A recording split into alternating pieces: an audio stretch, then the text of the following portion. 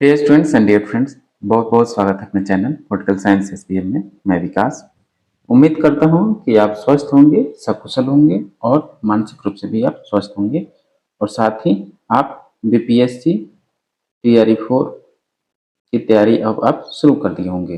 ठीक, इस चीज की आपको चिंता नहीं करना है कि नोटिफिकेशन कब आ रहा है, कितनी सीटें आ रही हैं या एग्जाम कब होगा। मैं बार बार कह रहा हूँ, आपका एक ही टारगेट है कि आप इस एग्जाम में एक अपने लिए सीट सुरक्षित कर सकें, एक सीट आप अपने लिए सेव कर सकें। ठीक, और दूसरे से मतलब नहीं कौन क्या कह रहा है क्या नहीं, बस आपका टारगेट होना चाहिए। बस आपको पढ़ना है तो पढ़ना है और तय समय के अंदर आपको अपना सिलेबस पूरा करना है और साथ ही उसको कम से कम 2 बार रिवाइज भी कर लेना है। ठीक, मैं बार बार कह रहा हूं कि आपको एक तो प्रीवियस ईयर क्वेश्चन पेपर पर ध्यान देना है और जो हम लोग 5 ऑप्शंस वाले मॉडल पेपर करा रहे हैं उस पर भी ध्यान देना है। ठीक, और जो राजेश मिश्रा सर की पुस्तक है, अगर हो तो आप पढ़ लें, नहीं तो हम लोग पीडीएफ आपको अवेलेबल करा सकते हैं। ठीक, चलिए ठीक है। और आज का जो हमारा वीडियो है वो है आपका पाश्चात्य राजनीतिक विचारक में अरस्तु। ठीक, इनके पहले इससे पहले हमने प्लेटो को देखा जो इनके गुरु थे, और फिर ये स्वयं सिकंदर के गुरु हैं, इन्हीं को आज हम लोग पढ़ना है। और ये राजनीति विज्ञान के जनक, तमाम विषयों में जनक, तुलनात्मक राजनीति के जनक, ये इनको आज हम लोग पढ़ना है। और ये जो हम लोगों का रेफरेंस है इसका है राजेश मिश्रा सर की पुस्तक है, ये राजेश मिश्रा सर की पुस्तक है। ठीक, तो आप अगर आपके पास है तो ले सकते हैं, नहीं तो हम लोग पीडीएफ देंगे। भरसक प्रयास कीजिए आप इसका बुक अपने पास रखिए, क्योंकि इसमें सभी चीज़ें समाहित की गई हैं बहुत अच्छे तरीके से, बहुत लिमिटेड कंटेंट के रूप में, जो आपके लिए बेहतर उपयोगी साबित होंगी। पॉलिटिकल साइंस के लगभग हर स्टूडेंट के पास इसके पास ये पुस्तक उसके पास होना ही चाहिए, चाहे वो पीजीडी की तैयारी कर रहा हो, चाहे वो स्टैंड प्रोफेसर की, ठीक, या चाहे यूजीसी नेट। एक और बात, जो आप बीईटी की बात कर रहे हैं उसके लिए भी एक आप पढ़ सकते हैं। बीपीएससी टीआरई 4 की तो तैयारी कर ही लगे हैं, बीटी की भी तैयारी हो जाएगी आपकी, बस आपको थोड़ा सा फोकस करना है। और एक और चीज, अगर आपको पॉलिटिकल थिंकर में पुस्तक चाहिए तो एक पुस्तक आती है लक्ष्मी नारायण बेनीवाल। लक्ष्मी नारायण बेनीवाल इनकी पुस्तक है, बहुत बढ़िया इन्होंने लिखा है, लगभग हर चीज को इन्होंने समाहित कर दिया है, तो आप ले सकते हैं। पाश्चात्य और भारतीय राजनीतिक विचारक दोनों की पुस्तक है। चलिए आगे बढ़ने से पहले आपसे रिक्वेस्ट है कि प्लीज आप चैनल को जरूर सब्सक्राइब करें, ठीक, और साथ ही वीडियो को लाइक कीजिए और जरूर से जरूर शेयर कीजिए। आपके भला, आपका आपका भी भला और हमारा भला भी सोचिए। आप लोग शेयर करेंगे तो हम लोग का भी कॉन्फिडेंस थोड़ा सा बढ़ेगा, ताकि आपके लिए हम लोग और बेहतर कंटेंट लाने का प्रयास करें। ठीक, एक और चीज, अगर किसी साथी को लगता है कि उसके पास प्रॉपर कंटेंट नहीं है, बेटर कंटेंट नहीं है, तो आप लोग हम लोग का जो पेड पीडीएफ है वो ले सकते हैं, ज़्यादा कॉस्टली नहीं है। इसके लिए ये व्हाट्सअप नंबर है, इस पर व्हाट्सअप कर सकते हैं। ठीक, कोई सा भी दिक्कत हो, क्वेरी, कोई भी क्वेरी हो, तब भी आप व्हाट्सअप कर सकते हैं। तुरंत रिप्लाई न मिलने के बजाय थोड़ा देर से मिलेगा, लेकिन मिलेगा। चलिए, तो आज हम लोग अरस्तु को पढ़ते हैं, जो स्वयं राजनीति विज्ञान के जनक हैं। ठीक, एक अरस्तु का जन्म 384 ईसा पूर्व एथेंस स्थित स्टैग्रस नामक जगह पर हुआ था, जो यूनानी उपनिवेश था।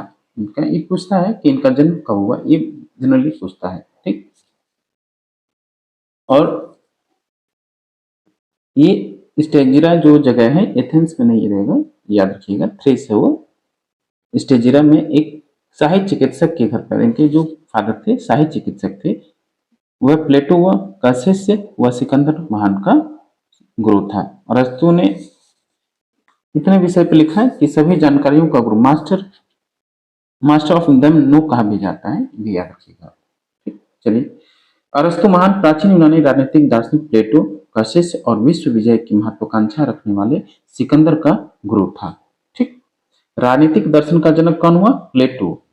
ये भी याद रखना है, प्रश्न पूछा जाता है, who is the father of या प्रोपाउंडर ऑफ पॉलिटिकल फिलॉसफी, प्लेटो होगा।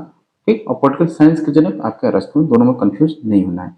विश्व विजय की महत्वाकांक्षा रखने वाले सिकंदर का गुरु था अरस्तु, अरस्तु गुरु प्लेटो, प्लेटो गुरु सुकरात, ये आप याद रखिएगा।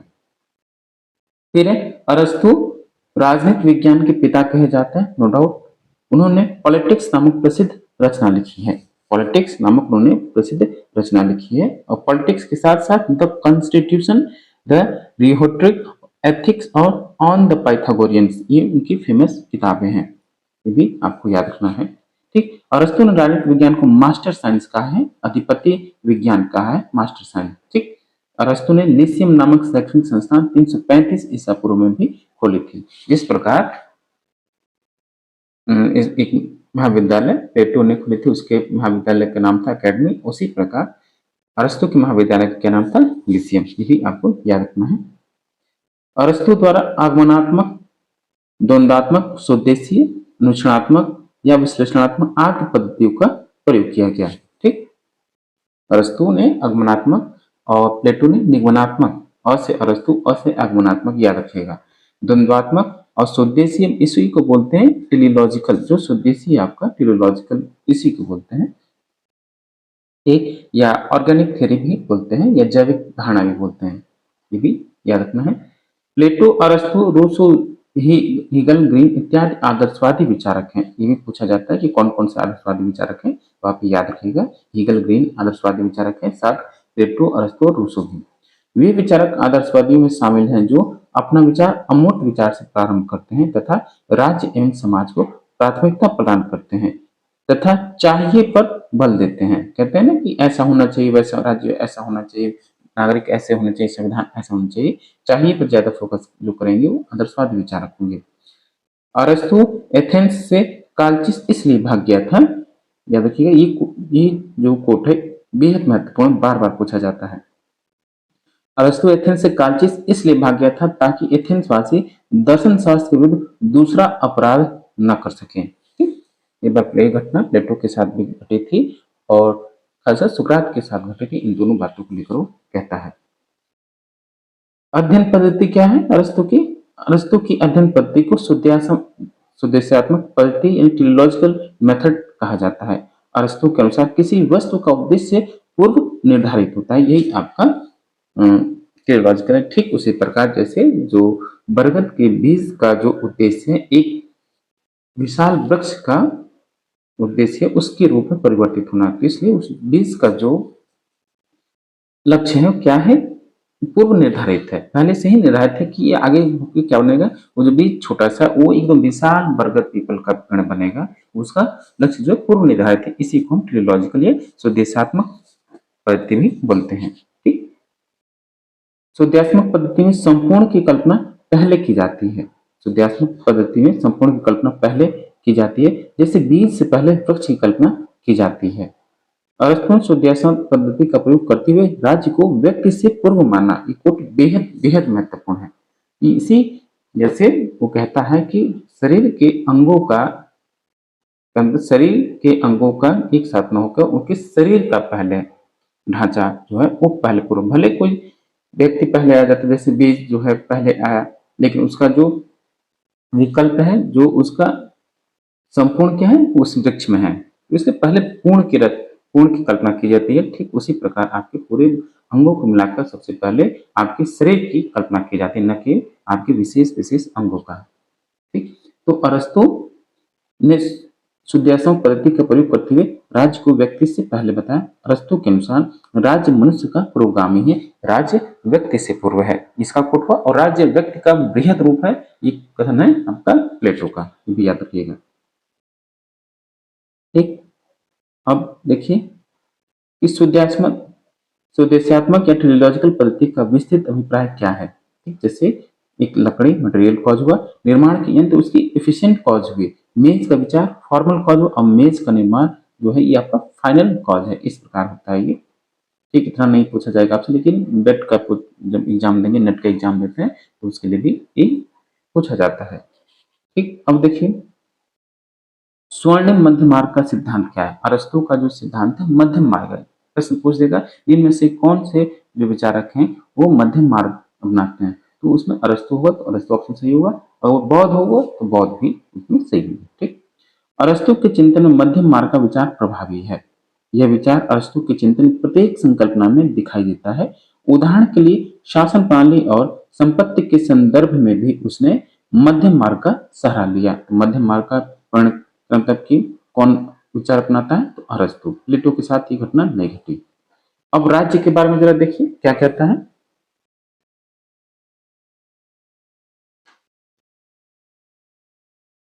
कि राज्य के विकास का क्रम परिवार, गांव और राज्य है। विकास याद रखिएगा, जो अरस्तु है राज्य की उत्पत्ति जो विकास का परिणाम मानता है, न कि सामाजिक समझौता, नहीं दैवी सिद्धांत, नहीं शक्ति सिद्धांत, नहीं पितृ सत्तात्मक सिद्धांत, नहीं मातृ सत्तात्मक सिद्धांत। वो विकास का परिणाम मानता है राज्य को। ठीक, तो पहले क्या? परिवार, परिवार से गांव, फिर राज्य। ठीक, अरस्तु के अनुसार राज्य स्वाभाविक, प्राकृतिक व आंगिक संस्था है। ये भी क्वेश्चन, ये जो कोट है बेहद महत्वपूर्ण है। राज्य जो है स्वयं अपने आप, यानी मतलब कि विकास का परिणाम है, प्राकृतिक है और आंगिक है, मतलब जीवधारी है, जीव के रूप में इसको ऑर्गेनिक बोलते हैं, यानी सजीव चित्रण करता है राज्य का। अरस्तु के अनुसार राज्य समुदायों का समुदाय है। ये भी कोट बेहद महत्वपूर्ण है कि राज्य जो है समुदायों का समुदाय है। ठीक, अभी एक और कोट आएगा, बेहद महत्वपूर्ण होगा। अतः अरस्तु के अनुसार राज्य का अस्तित्व जीवन के लिए है, लेकिन राज्य अच्छे जीवन के लिए बना हुआ है। ठीक, जैसे इस कोट को आप ऐसे भी पढ़ सकते हैं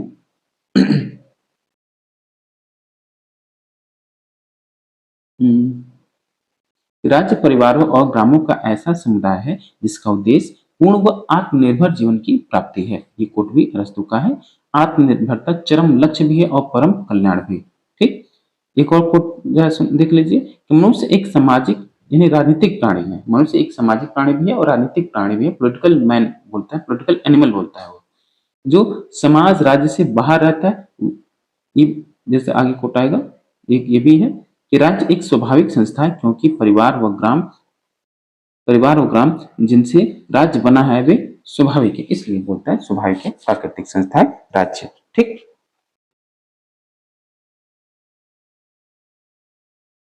तो अगर देखिए फिर वो कहता है कि अरस्तु के अनुसार राज्य का सिर्फ जीवन के लिए है, लेकिन राज्य अच्छे जीवन के लिए बना हुआ है। जीवन तो है लेकिन बेहतर जीवन चाहिए। फिर अरस्तु के अनुसार जो व्यक्ति राज्य में नहीं रहता है, या तो वह पशु है या देवता। ये कोट आपको जीवन में कभी नहीं भूलना है। अरस्तु के बारे में ये कोट आपको कभी नहीं भूलना है, क्योंकि ये आपसे बार बार पूछा जाता है।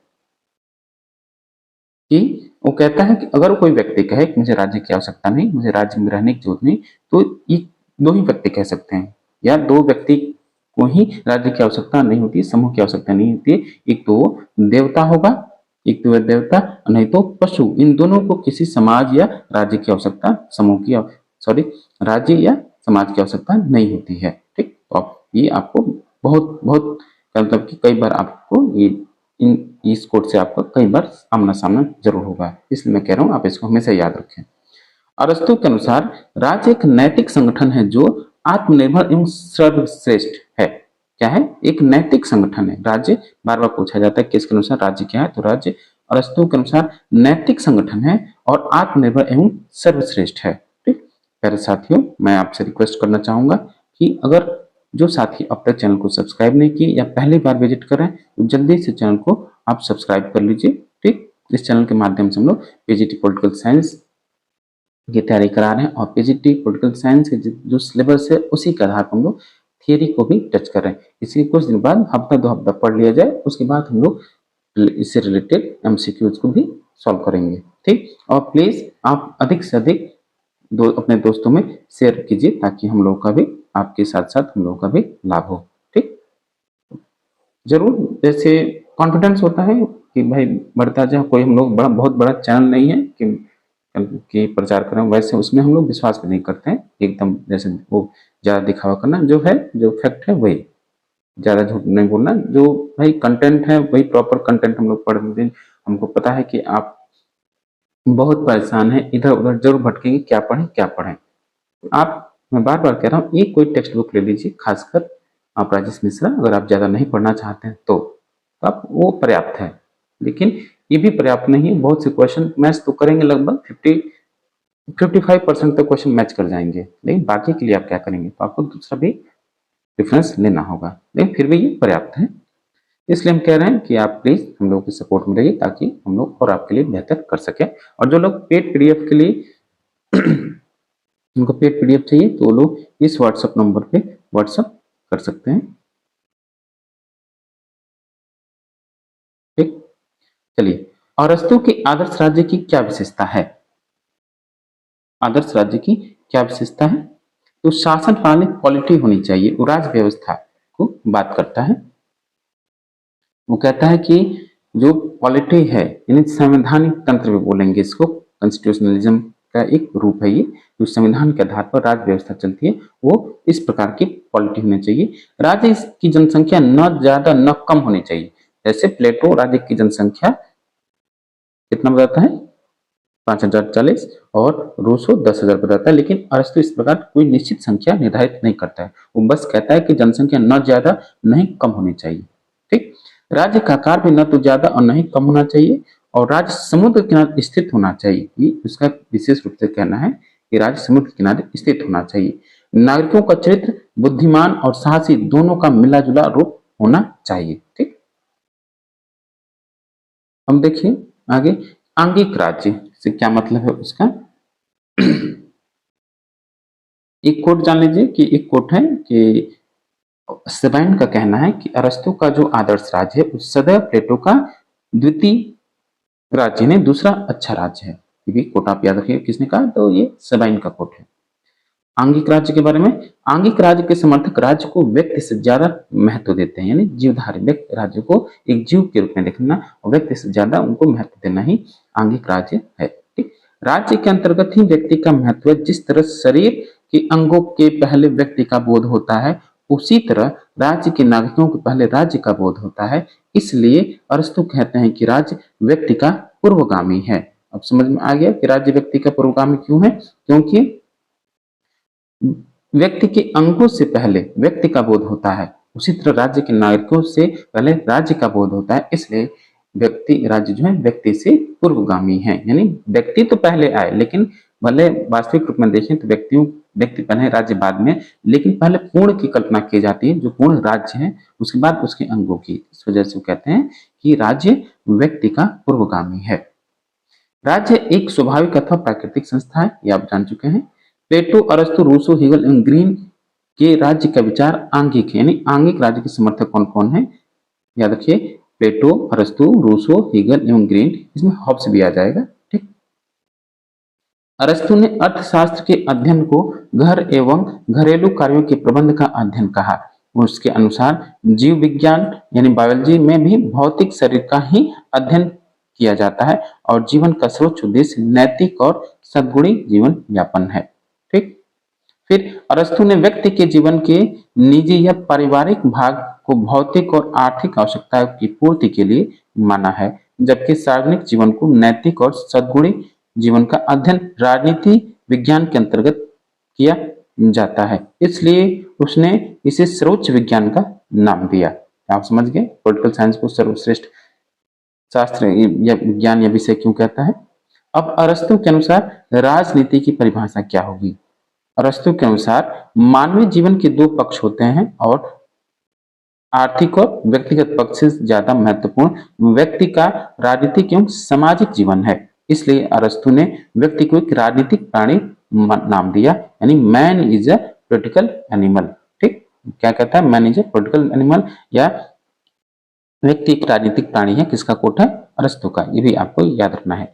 ठीक, और इसका अभिप्राय क्या है, यानी अर्थ क्या है कि राजनीतिक गतिविधियों में शामिल होना व्यक्ति के जीवन का सबसे बड़ा लक्ष्य होना चाहिए।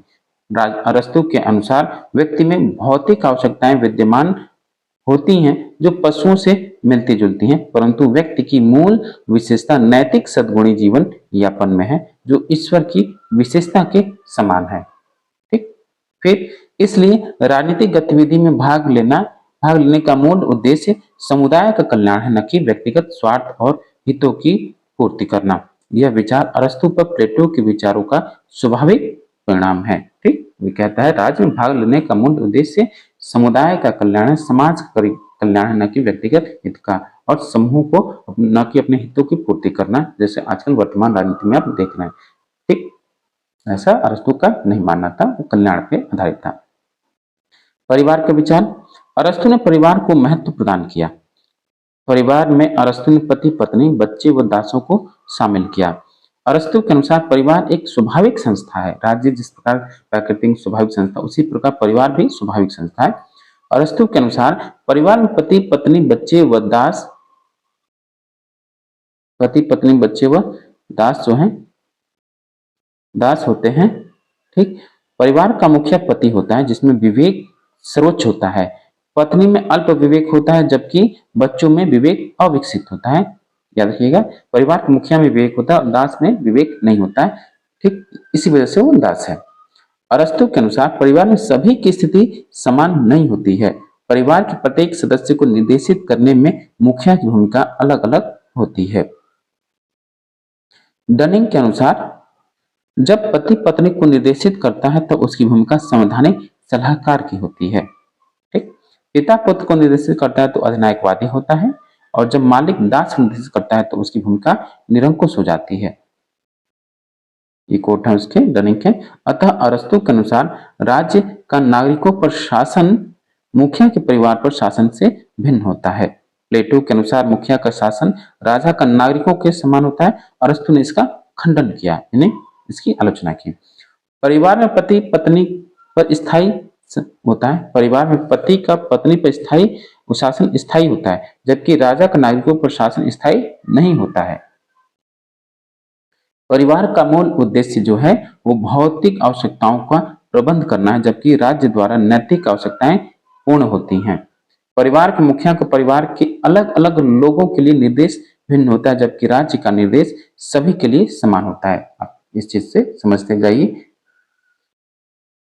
राज्य का निर्माण परिवार और गांव से मिलकर होता है, अतः राज्य परिवार व गांव से गुणात्मक व व्यापक तथा तुलनात्मक रूप से भिन्न है।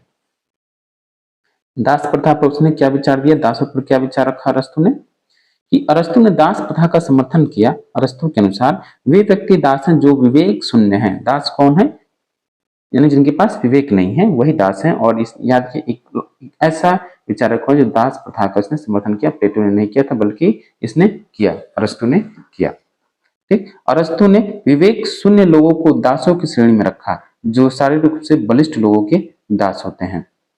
दास मनुष्य की जीवित संपत्ति और परिवार का भाग होता है, यानी संपत्ति का हिस्सा संपत्ति के रूप में वो दास को देखता है और परिवार का मुखिया होता है। वो मुखिया का एक मतलब कि आप कह सकते हैं असिस्टेंट, उसके सभी कार्यों उसके कार्यों की देखभाल करना ही उसका कार्य है, इस जो कि वो विवेक शून्य है। और आगे भी वो कहेगा कि जो विवेक जिसमें आ जाए फिर उसको दास से बाहर रखा जा सकता है। दास प्रथा के समर्थन में अरस्तु के क्या तर्क हैं। अरस्तु के अनुसार यह प्रकृति का नियम है कि श्रेष्ठ अधीन पर शासन करे, अतः दास प्रथा प्राकृतिक है, यानी दास प्रथा को वो प्राकृतिक मानता है। वो कहता भी है कि प्रकृति का नियम है कि जो श्रेष्ठ होता है, जो बलवान होते हैं, वो कमजोरों पर शासन करते हैं, जो कि आगे चलकर इसकी रचना का भी प्रमुख बिंदु बनाइए। दास प्रथा दासों स्वामी दोनों के लिए उपयोगी है, ये भी आपको याद रखना है। स्वामी के लिए इसलिए उपयोगी है क्योंकि उनके द्वारा घरेलू कार्य करने से स्वामी को शासन कार्यों में भागीदारी के लिए पर्याप्त समय मिल जाता है। इस तर्क के आधार पर उसका समर्थन करता है दास व्यवस्था का। दासों के लिए इसलिए उपयोगी है क्योंकि मालिक के रूप में रहते हुए दासों में भी नैतिकता का विकास हो जाता है। ठीक, अब कहता है अरस्तु कि अरस्तु ने नैतिकता का विकास होने पर दासों को छोड़ देने का भी उसने समर्थन किया। ठीक, बारकर के अनुसार अरस्तु की दास प्रथा में मानवता का तत्व मौजूद है। ठीक, आधुनिक दास प्रथा व अरस्तु की दास प्रथा में क्या अंतर है। आधुनिक दास प्रथा 18वीं एवं 19वीं शताब्दी में अफ्रीका में प्रचलित थी, जिसमें दासों के साथ अमानवीय बर्बर व्यवहार किया जाता था। दासों को खुलेआम खरीदा व बेचा जाता था, इन्हें जंजीरों से बांध कर रखा जाता था। अतः अरस्तु की दास प्रथा आधुनिक दास प्रथा से भिन्न है। ठीक, अरस्तु की दास प्रथा की क्या विशेषताएं हैं कि अरस्तु ने युद्ध बंदियों को दासों की श्रेणी में रखा है। ये आपसे पूछा जाता है कि कौन कौन से लोग दास की श्रेणी में आते हैं अरस्तु के अनुसार। तो जो युद्ध बंदी है वो, और इनके अनुसार दास का बेटा दास होगा यह आवश्यक नहीं है, यानी वंशानुगत दास व्यवस्था का विरोध करता है। दास का बेटा दास ही कोई जरूरी नहीं। अरस्तु के अनुसार दासों को उत्पादन कार्यों में नहीं लगाया जाएगा, वे केवल घरेलू कार्य में सहायता करेंगे। अरस्तु के अनुसार यदि दास में विवेक का विकास हो जाए तो उसे मुक्त कर दिया जाएगा, अतः यह आवश्यक नहीं है कि व्यक्ति आजीवन दास रहेगा। अरस्तु के अनुसार दासों के साथ मानवीय मित्रतापूर्ण व्यवहार किया जाएगा। अरस्तु के अनुसार दास मालिक के शरीर के ही विस्तृत रूप है। उसने यहाँ तक कहा कि यूनानी लोग दासों की श्रेणी में नहीं रखे जाएंगे, बल्कि बर्बर प्रजातियों को ही दासों में रखा जाएगा। देखिए कितना चालाक है वो। जहाँ यूनान का है वो लोग दास श्रेणी में नहीं रखे जाएंगे, तो यहीं से इसकी आलोचना शुरू हो जाती है। ठीक, अब इसका देखते हैं विधि का शासन, यानी संविधान के आधार पर इसके क्या इसने व्यवस्था किया।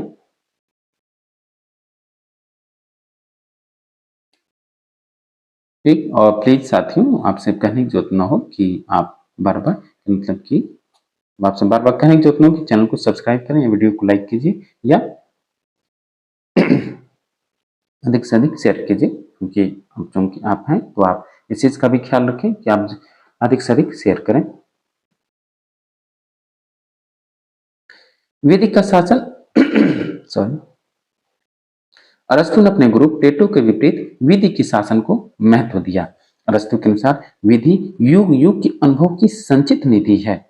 अरस्तु के अनुसार विधि वासना रहित विवेक है। ये कोट बार बार आपसे पूछा जाता है कि कौन कहता है कि विधि वासना रहित विवेक है।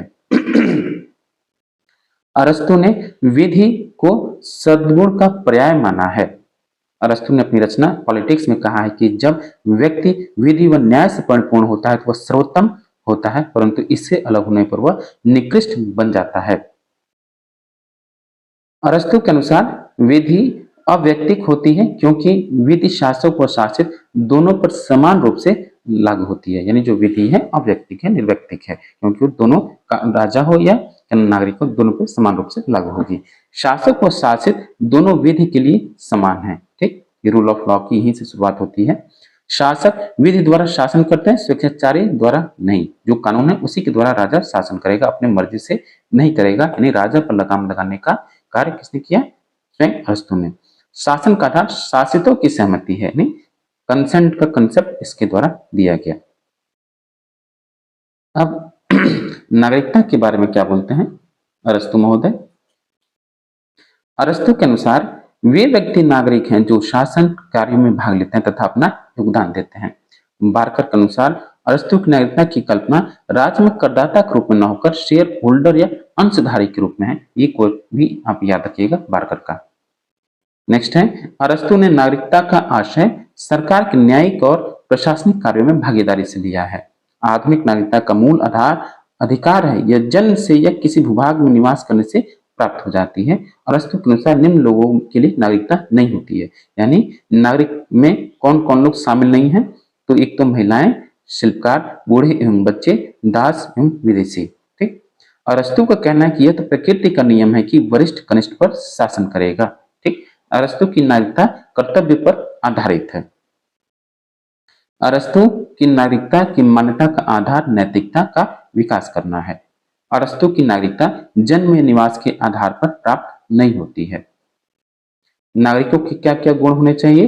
कि अरस्तु के अनुसार नागरिकों का कोई एक सामान्य गुण नहीं होता है। उनके गुण विभिन्न प्रकार के होते हैं तथा राज्य के विधान के अनुसार उनमें भी परिवर्तन होते रहते हैं।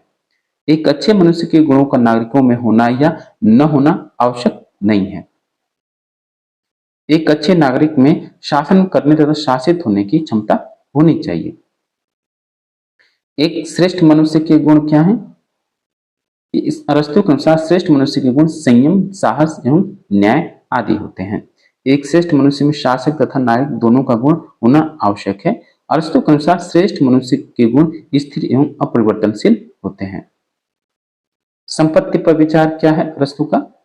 कि व्यक्ति का मूल विकास नैतिकता में है। नैतिकता आंतरिक होती है, लेकिन नैतिकता के विकास के लिए बाह्य परिस्थितियां भी आवश्यक हैं। इन बाह्य परिस्थितियों में संपत्ति प्रमुख है। ठीक, अब अरस्तु के अनुसार संपत्ति का अर्जन दो प्रकार से होता है, एक प्राकृतिक तरीके से और दूसरा शोषण की विधि से। प्राकृतिक तरीका क्या है? अरस्तु के अनुसार मछली का पालन करना, कृषि कार्य करना इत्यादि संपत्ति अर्जन के प्राकृतिक तरीके हैं। और शोषण की विधि से क्या है कि व्यापार और वाणिज्य से प्राप्त संपत्ति, लेकिन अरस्तु प्राकृतिक विधि द्वारा अर्जित संपत्ति को ही वैध मानता है। अरस्तु के अनुसार संपत्ति व्यक्ति के व्यक्तित्व का देश और काल में विस्तार है। अरस्तु के अनुसार संपत्ति पर स्वामित्व व्यक्ति के बजाय परिवार का होता है। अरस्तु संपत्ति का समर्थन और व्यापार और सूदखोरी की आलोचना करता है। अरस्तु ने संपत्ति वितरण के 3 तरीके बताए हैं। कौन कौन से तरीके हैं वो?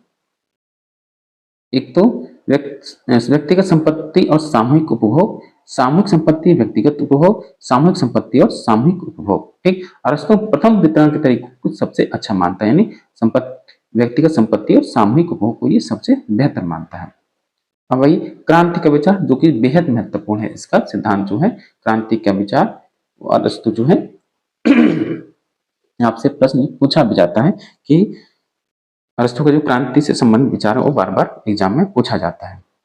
देखिए, अरस्तु ने शासन प्रणाली का विशद वर्णन करते हुए शासन प्रणालियों के परिवर्तन का भी उल्लेख किया है। ठीक, शासन प्रणाली का वर्णन तो कर, लेकिन शासन कैसे परिवर्तन किया जा सकता है, कैसे बदला जा सकता है, उसका भी उसने उल्लेख किया। अरस्तु के अनुसार शासन प्रणाली या संविधान में परिवर्तन ही क्रांति है, यानी किसी शासन प्रणाली या संविधान प्रणाली, यानी जो व्यवस्था चली आ रही है उसमें आमूलचूल परिवर्तन करना ही, एक व्यवस्था से हटाकर दूसरी व्यवस्था लाना ही क्रांति है।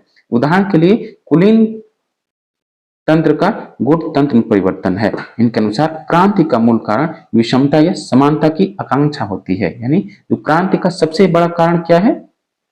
विषमता या समता की आकांक्षा। ठीक, जैसे कि अभी आप बांग्लादेश में देख सकते हैं कि जो तख्ता पलट हुआ यही कारण है। इनके अनुसार 2 प्रकार की समानता होती है, एक निरपेक्ष समानता और एक अनुपातिक समानता। ठीक, और आप याद रख लीजिए कि इस सिद्धांत का ये जो क्वेश्चन है अनुपातिक समानता से बार बार आपसे पूछा जाता है। इस अनुपातिक समानता के समर्थक कौन हुए, यह सिद्धांत किसने दिया? ये दिया अरस्तु ने। और 20वीं शताब्दी में किसने प्रयोग किया? ये जॉन रॉल्स। अरस्तु के अनुसार क्रांति का मूल कारण गरीब वर्गों में समान होने की आकांक्षा तथा धनी वर्गों द्वारा विषमता बनाए रखना है। ठीक, ये सबसे बड़ा कारण है कि गरीबों का धनिक बनना और धनिक लोगों का मतलब कि शोषण की प्रवृत्ति या उनको विषमता बनाए रखना ही, इसी वजह से क्रांति होती है। ठीक, इसलिए क्रांति अमीर व गरीब दोनों वर्गों द्वारा होती है। अरस्तु के अनुसार क्रांति के इस मूल कारण के अतिरिक्त क्रांति के अन्य कारण भी हो सकते हैं। क्रांति के कौन कौन से कारण हो सकते हैं? देखिए जरा, कि शासकों की धृष्टता यानी हठधर्मिता, शासकों की धृष्टता तथा लाभ की लालसा क्रांति के कारण हो सकती है। सम्मान की लालसा, इसके अंतर्गत अयोग्य को सम्मानित व योग्य को अपमानित करना। 1857 की क्रांति आप देख सकते हैं, कुछ कारण ये भी था। और आपका जो राष्ट्रीय आंदोलन है वो भी। शासन करने वाले व्यक्ति अयोग्य हो। ठीक, घृणा के कारण भी क्रांति होती है, क्योंकि धनी वर्ग में जनता शासकों से घृणा करती है।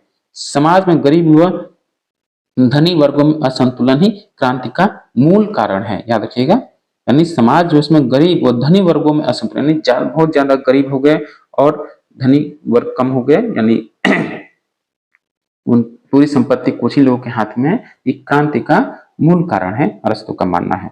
राज्य किसी एक अंग की आवश्यकता से अधिक शक्तिशाली होना, राज्य में कोई एक अंग आवश्यकता से अधिक शक्तिशाली हो जाए तब भी क्रांति की संभावना बढ़ जाती है। ठीक, और क्या कि अब देखिए कि विशेष शासन प्रणालियों में क्रांति के विशेष कारण इस प्रकार है।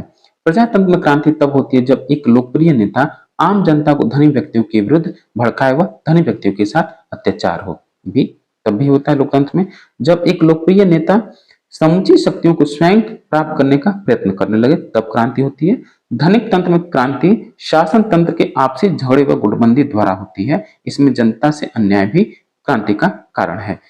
कुलीन तंत्र में क्रांति का मूल कारण शासन करने वाले व्यक्तियों की सीमित संख्या है, बात सही है।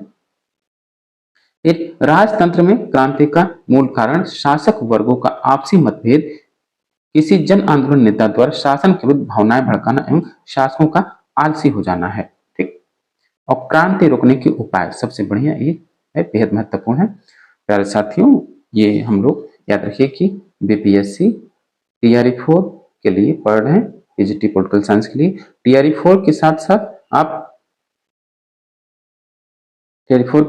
आप जो बीईटी है, बिहार एलिजिबिलिटी टेस्ट, बिहार पात्रता परीक्षा के लिए भी आप पढ़ सकते हैं, उसके लिए भी बेहद महत्वपूर्ण है। और आप बीपीएससी टीआरई 4 की तैयारी करते करते आप बेट की तैयारी कीजिए। हो सकता है अगर बेट क्लियर हो जाए, अगर किसी कारणवश आपका नेट नहीं हो पा रहा है, बेट क्लियर हो जाए, तो आप बिहार असिस्टेंट प्रोफेसर की परीक्षा में शामिल हो सकते हैं। सुनहरा अवसर आपके लिए, जरूर आप तैयारी कीजिए और आपको मौका मिला तो उसको जरूर लाभ उठाने का प्रयास कीजिए। क्रांति रोकने के क्या उपाय है? अरस्तु के अनुसार क्रांति रोकने का सबसे उपयुक्त उपाय मध्यम वर्ग का शासन है, यानी जो मिडिल क्लास है उसको शासन करने दीजिए, क्रांति नहीं होगी। जनता में अपने कानून के पालन व उसके प्रति सम्मान की भावना हो। शासकों का जनता से व्यवहार अच्छा होना चाहिए। समाज में विषमता का अभाव, अगर ज्यादा विषमता होगी तो क्रांति होगा, इसलिए विषमता को समाप्त करने का प्रयास करना चाहिए। एक व्यक्ति या वर्ग आवश्यकता से अधिक संपत्ति अर्जित न कर सके। सार्वजनिक संपत्ति किसी विशेष व्यक्ति द्वारा न हड़पी जाए। शिक्षा पद्धति ऐसी हो जिससे व्यक्तियों में सद्गुण का विकास हो।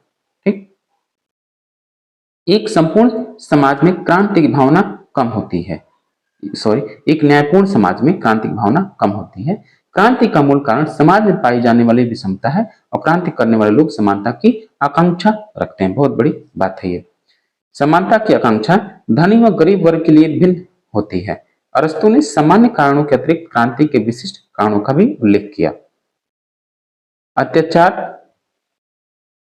तंत्र यानी टिरैनी का निर्माण राजतंत्र की क्रांति के परिणाम स्वरूप होती है। ठीक, अब आगे देखिए, संविधान और शासन प्रणाली का वर्गीकरण। अरस्तु के अनुसार संविधान राज्य का रूप है। संविधान क्या है? राज्य का रूप है। इनके अनुसार संविधान की निम्न विशेषताएं हैं। कौन कौन सी विशेषताएं? विभागों का निर्धारण व बंटवारा,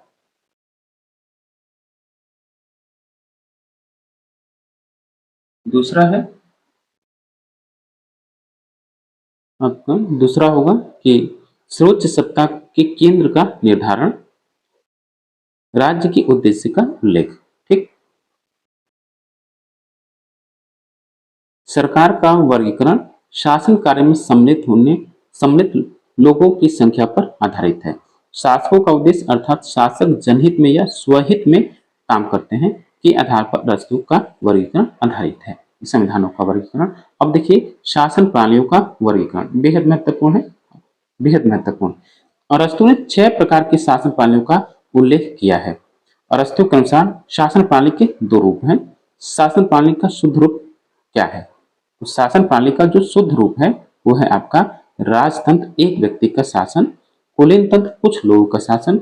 संवैधानिक शासन तंत्र, बहुमत का शासन, इसी को वो पॉलिटी बोलता है। ठीक, शासन का भ्रष्ट रूप क्या है, यानी बिगड़ा? ये तो शासन के शुद्ध रूप है और ये शासन का भ्रष्ट रूप है। ठीक, भ्रष्ट रूप में निरंकुश तंत्र, गुट तंत्र और लोकतंत्र। सबसे भ्रष्ट जो व्यवस्था लोकतंत्र कहता है। ठीक, सर्वोत्तम व्यवहारिक शासन प्रणाली क्या है? तो अरस्तु ने सर्वश्रेष्ठ शासन प्रणाली के लिए पॉलिटी शब्द का प्रयोग किया है, यानी जो सर्वश्रेष्ठ शासन व्यवस्था है उसके लिए पॉलिटी या राज्य व्यवस्था की बात करता है। पॉलिटी में मध्यम सद्गुण पाया जाता है, याद रखिएगा। इसी वजह से कहा जाता है कि जो अरस्तु है मध्यम मार्ग का समर्थक है। ठीक, पॉलिटी शासन प्रणाली का सर्वश्रेष्ठ रूप होगी क्योंकि यह 2 प्रकार के शासन प्रणाली का मध्य मार्ग है। अरस्तु ने के अनुसार पॉलिटी लोकतंत्र व गुटतंत्र शासन प्रणाली का सम्मिलित रूप है। यह आपसे प्रश्न पूछा जाता है कि जो अरस्तु अपने सर्वश्रेष्ठ शासन का जो व्यवस्था मानता है, सर्वश्रेष्ठ शासन का जो तरीका पॉलिटी या राज व्यवस्था को मानता है, वो किन 2 व्यवस्थाओं का मिला जुला रूप है, किन 2 व्यवस्थाओं का मध्यम मार्ग है? तो याद रखिएगा, एक तो लोकतंत्र व गुटतंत्र। ठीक, अरस्तु के अनुसार सबसे बेहतर शासन प्रणाली राजतंत्र है। अरस्तु के अनुसार देखिए, सबसे बेहतर जो शासन प्रणाली है राजतंत्र है, क्योंकि इसमें सर्वोच्च सद्गुण पाया जाता है। पॉलिटिक में संख्या एवं विवेक दोनों का समन्वय होता है। विवेकशील व्यक्ति भी शामिल हो, साथ ही संख्या बल हो, इन दोनों के मिश्रित रूप से पॉलिटिक शासन प्रणाली का उदय होता है। सर्वोत्तम शासन प्रणाली में धनी लोगों के साथ गरीब लोग भी शामिल हों। इस प्रकार पॉलिटी भी अभिजात तंत्र और लोकतंत्र दोनों ही प्रकार की शासन प्रणालियों के बीच का मार्ग है। निरंकुश शासन प्रणाली शक्ति पर आधारित होती है, गुटतंत्र संपत्ति पर आधारित शासन प्रणाली है, जबकि लोकतंत्र स्वतंत्रता पर आधारित शासन प्रणाली है। वह सरकार अधिक प्रभावी तथा स्थायी होती है जो दीर्घकालिक हित में काम करती है। ठीक, अब जरा अरस्तु का न्याय सिद्धांत क्या है? तो अरस्तु का न्याय समानुपातिक न्याय है। याद रखिएगा, एक ही लाइन इसमें बेहद महत्वपूर्ण है कि कौन सा विचारक समानुपातिक या प्रोपोर्शनल थ्योरी ऑफ जस्टिस का समर्थन करता है। अरस्तु, और जो 20वीं सदी में जो हुए वो जॉन रॉल्स। अब देखिए प्यारे साथियों, फिर से मैं आपसे गुजारिश करूंगा कि बिना कहे आप चैनल को सपोर्ट कीजिए। किसी प्रकार का आपको दिक्कत हो तो आप इनबॉक्स में कमेंट कर सकते हैं। पेड पीडीएफ की आवश्यकता है तो आप, ये व्हाट्सएप नंबर है, इस पे व्हाट्सएप कर सकते हैं। ठीक, तो अरस्तु ने न्याय को दो भागों में विभाजित किया। कौन? संपूर्ण न्याय और विशेष न्याय। संपूर्ण न्याय के अंतर्गत क्या है? इस न्याय से आशय सामाजिक नैतिकता से है। अरस्तु ने संपूर्ण न्याय के लिए सात्विकता यानी राइटियसनेस यानी जो सही है, सात्विकता है शब्द का प्रयोग किया है। अपने कर्तव्य का पालन करना ही न्याय है। ठीक, अपने कर्तव्य का पालन करना ही न्याय है, जो राइटियसनेस हो, सही हो। विशेष न्याय एक संशोधनात्मक और वितरणात्मक। विधि के अनुसार कार्य नहीं करने पर राज्य द्वारा दंड दिया जाना, अर्थात व्यक्तियों के आचरण को सुधारने के लिए राज्य द्वारा दंडीय शक्ति का प्रयोग, ये संशोधनात्मक है। ठीक, और फिर क्या है? वितरणात्मक न्याय क्या है? कि राज्य द्वारा व्यक्तियों में पद, सम्मान एवं पुरस्कार का वितरण करना। अरस्तु के अनुसार समाज में सेवाओं और पदों का वितरण व्यक्ति द्वारा समाज में किए गए योगदान से निर्धारित होगा। ठीक, समानता का सिद्धांत भी समानुपातिक है। अरस्तु के अनुसार व्यक्ति का जिस अनुपात में समाज में योगदान हो उसी अनुपात में उसे पुरस्कार मिलना चाहिए। इसलिए समानता अप्राकृतिक और अवांछित है। समानता जो है अप्राकृतिक और अवांछित है। अरस्तु अनुपातिक समानता के विचार का समर्थक है। याद रखना आपको। अरस्तु अंकगणितीय समानता के विचार का समर्थन नहीं करता है। मानवीय जीवन का मूल उद्देश्य प्रसन्नता प्राप्त करना है, जिसे यूनानी भाषा में यूडोमोनिया कहा जाता है। ठीक, यूडोमोनिया कहा जाता है यूनानी भाषा में। व्यक्ति एक राजनीतिक प्राणी है। यूनानी भाषा में इसका अर्थ जून पॉलिटिकॉन है। ये याद रखिएगा। यूनानी युग में भी लोग साथ बैठते थे, जिसे एक्लेसिया कहा जाता था। यह विधायिका की भांति कार्य करती थी। ठीक, अब अरस्तु के जो प्रमुख ग्रंथ हैं आप याद कर लीजिए। Politics, on the soul and on memory of recollection, Athenian constitution और Eudemian ethics, virtues and vices, ये मेटाफिजिक्स हुआ। ये सब आप याद कर लीजिएगा, उसकी कुछ पुस्तकें हैं। ठीक, तो प्यारे साथियों, ये हम लोग राजेश मिश्रा सर की पुस्तक को हमने, और आज राजनीतिक विचारकों में अरस्तु को पढ़ा, अरिस्टोटल को पढ़ा, जो कि राजनीतिक विज्ञान का जनक, तुलनात्मक राजनीति का जनक, 158 संविधानों उपदेशों का अध्ययन किया, उसके आधार पर तुलनात्मक राजनीति का जनक हुआ। ठीक, तो ये ऐसे ही चैप्टर हम लोग पढ़ते रहेंगे और पॉलिटिकल थियरी का भी पढ़ेंगे, पॉलिटिकल थिंकर्स, फिर हम लोग कॉन्स्टिट्यूशन का सेक्शन देखेंगे और कंपैरेटिव पॉलिटिक्स, पब्लिक एडमिनिस्ट्रेशन और इंटरनेशनल रिलेशन, सबको धीरे धीरे हम लोग सभी टॉपिक को रिवाइज करेंगे। ठीक, और फिर से हम लोग एक और बात कह दें, प्लीज आप चैनल को सब्सक्राइब कीजिए, लाइक कीजिए और शेयर कीजिए। ठीक, और हम लोग फिर से एक और चीज की प्रैक्टिस सेट भी सॉल्व करेंगे जल्दी, वो भी हम लोग टेस्ट पेपर को भी सॉल्व करेंगे। चलिए, थैंक यू फॉर वॉचिंग। मिलते हैं आपसे नेक्स्ट वीडियो में।